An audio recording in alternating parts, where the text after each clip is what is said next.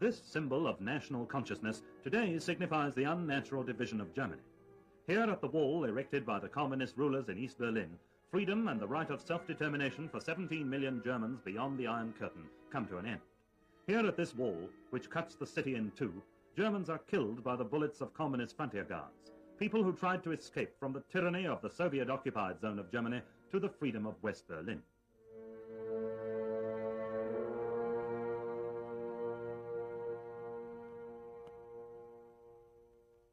In the variety of meetings and impressions, the visit to Garmisch-Partenkirchen will doubtless remain as a treasured memory, recalling the peaceful atmosphere of a small South German town, which is also a center of international tourism.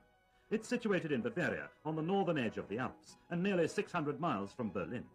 The gondola of a cable railway carries the guests from equatorial Africa to the top of the Zugspitze, 9,700 feet above sea level, and Germany's highest mountain.